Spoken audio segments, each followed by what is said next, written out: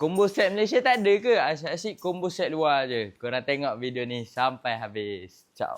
Okay guys, hari ni kita mendarat combo Y16. V1, V2 tak ada masalah Okay, korang akan dapat apa? Cover set. Stiker dah siap tanam, dah siap clear 2K. Kalau korang boleh nampak dari pandangan korang, dah siap ada bling-bling diamond guys. Item seterusnya semestinya kita bagi hot item dekat korang. Kita bagi inner hitam kilat diamond origination Y, okay? Korang akan dapat A to Z. Sampan bawah, cover rantai, cover exhaust semua untuk korang.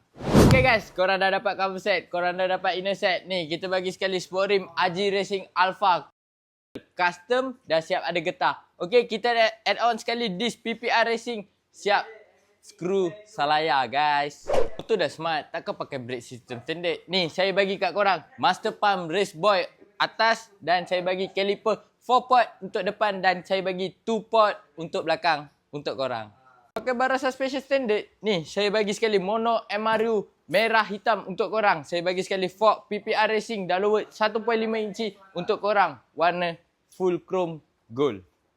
Item yang saya add on dekat korang, saya bagi handle grip Dyno Pro warna merah dengan spoiler color hitam untuk korang. So, item terakhir saya bagi headlamp by SYM. Lampu tom yum, boleh tukar-tukar color ikut warna cover set korang. Dan saya bagi hose brake depan belakang warna merah untuk korang.